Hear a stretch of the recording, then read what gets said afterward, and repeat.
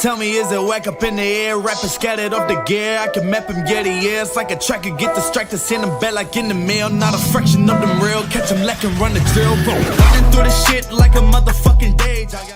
Hey guys, welcome back to another episode on Nolland Industries. On this one, we're going to be tearing down the RB25, getting it ready to take off to machine shop. Alright, so you might have seen in Queensland just recently we had a lot of flooding and stuff.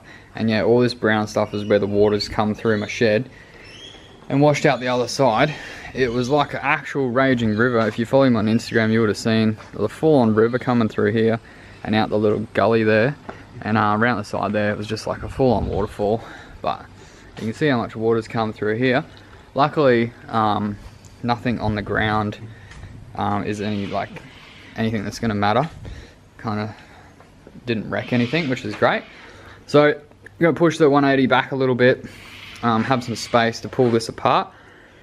When you're pulling apart an engine, a lot of the time I just freaking rip it apart, take all the bolts out, chuck it all in one tub like I did with the R32, and then yeah, when it comes to putting it back together, you just figure it out, and it works, but it does take longer. So what I'm going to do, I'm going to tear down this engine and actually do it like half legit. I was watching Tom, he's rubbing off on me, and he used these little sandwich bags. So I'm going to like put the set of nuts and bolts, whatever it's from, like say the turbo nuts or some shit, I'll put them all in this bag and I'll write on there turbo bolts, and then I'll have a whole bunch of bags so that when I come to reassemble all this, I'll actually be able to find the shit, which will be really nice. And I'm gonna get some black tubs down off the top, clear out a couple because they're full, and then put the parts in there so it's nice and organized. And yeah, let's get started, eh? Oh yeah, obviously I know I'm looking pretty freaking caveman style, but I have been like in hibernation with all this crazy weather because we had those storms lasted like a whole week. It was just like crazy. But I'm gonna have a shave soon. It's getting itchy. One look, the heat is rising, and I've been cold for so long. One touch and we're igniting, setting fire to it all. Alright, just pop the gearbox off. The best place to store them, I found 2 blocks of wood to just space off the shaft, because you don't want that touching the ground. And then you stand it up, takes up like no room at all. And now we can see my clutch. This is an expensive ass clutch from Direct Clutch that works really well. It's a monster. It's freaking twin plate, and it's not that hard on your leg, like the pressure, which is really good. And yeah, this thing's a bitch to get in. You can see all the scratch marks and shit from us trying to get it in, but it was in and working. Stinking. So yeah, we'll remove this now, and then I can jack it up and put it on the engine stand. Also, it took about 10 years to clean the floor. Like, look at that. That was what was on the floor, and that's clean. I should have time-lapsed that because it would have looked cool. But anyway, we've got the whole red and black and silver theme happening here. It looks freaking sick, so let's pull that off. You know these flames ain't going out. This building is crumbling to the ground. Don't think that we can stop it now, 'cause baby our love is gonna burn down. You know these flames ain't going out. This building is crumbling to the ground. Don't think that wanna stop it now, 'cause baby our love is gonna burn it down. Burn it down.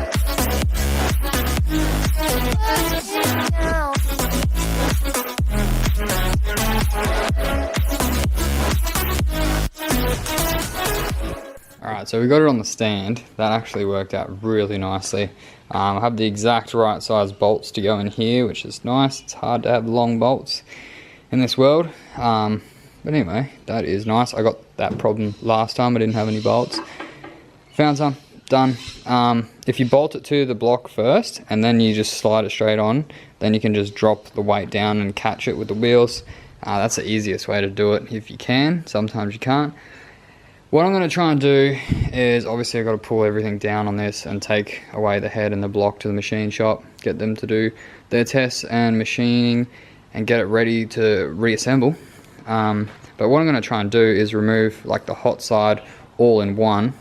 Keep the turbo on there if I have to. It's only 4 bolts, but you know, try and keep things together so that I can just unbolt them off the engine, separate the engine, and then yeah, bolt them back on when it's time. So yeah.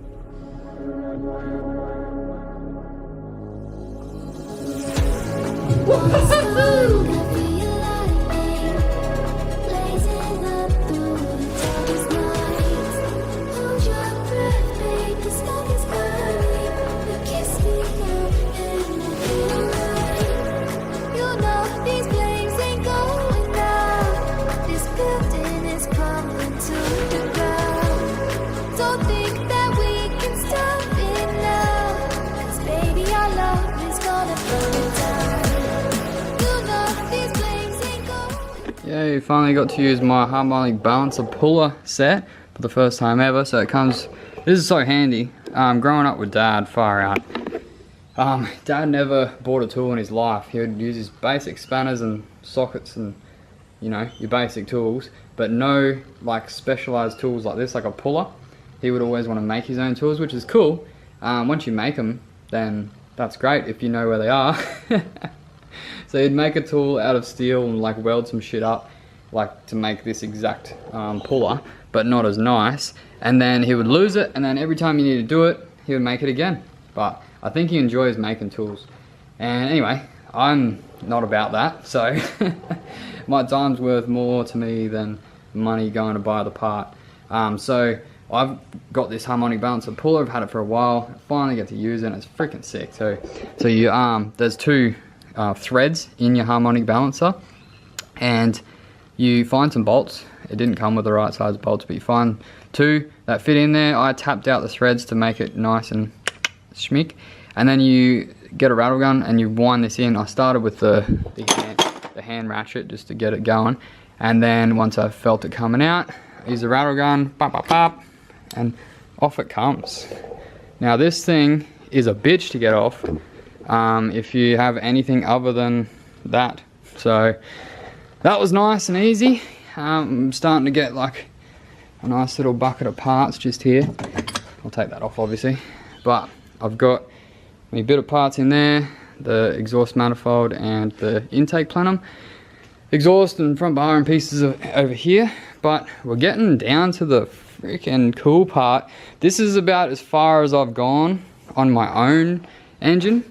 Oh, timing belt cover off as well, but I did help Jacob tear down his RB, and it also helped Marcus do his RB20. So I've done the teardown, I've just never done like a reassembly, and I don't really know too much about how all the components actually work fully. I know the basics, like I'm not a professional and I want to know more. So this process is going to be sick for that.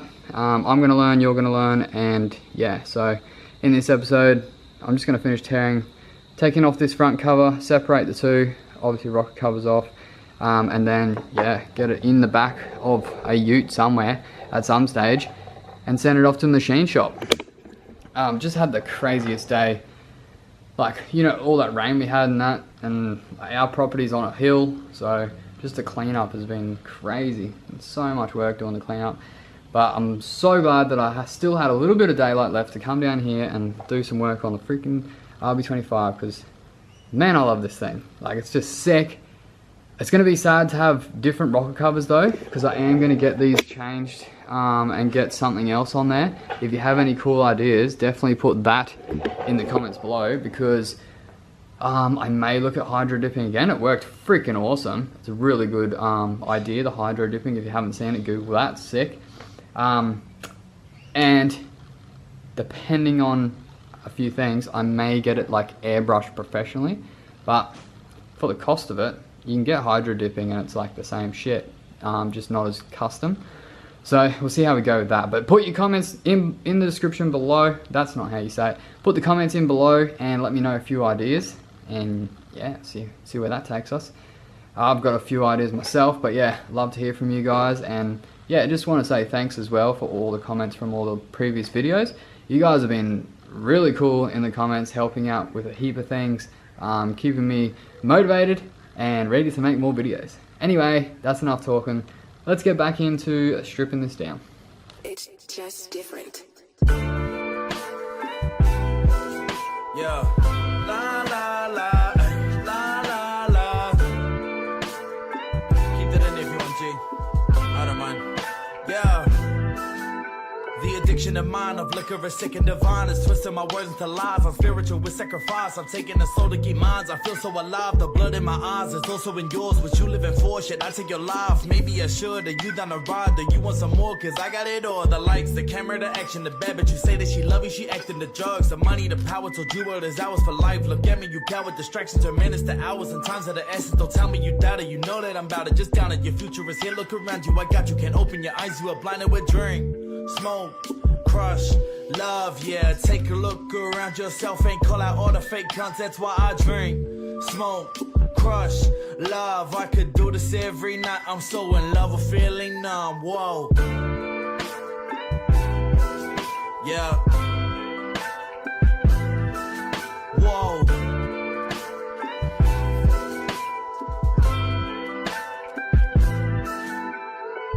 Tell me what we're doing there. Swear we're in the same spot last week. Girl, you call me up and you're drunk as fuck, trying to run amok, start abusing me. But that's okay, cause I love you. Now back to my cage, I run too. Girl, I'd kill you if I had the chance, but I talk shit like a nun do. So I gun who? The man in the mirror. Get reborn as a man incredible. Shit, what happened? No fuck, can't remember. My mind's so gone, no, it's not any clearer. Then you'll see more to the world they get first. We're a good team. Alright, so I'm pretty sure I've got all the head bolts disconnected now. So it should just all pop off. Just pop off and separate nice and easy. But yeah, it's been pretty smooth sailing so far. I keep noticing my camera keeps freaking starting recording and then it'll just stop randomly, so that's why there's a bit of missing parts there. But let's give it a tap and then give it a pow!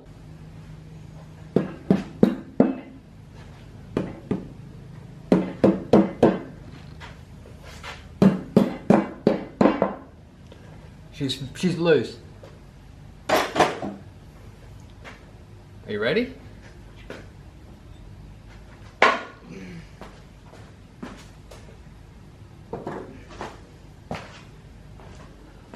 What? I just separated the engine in half.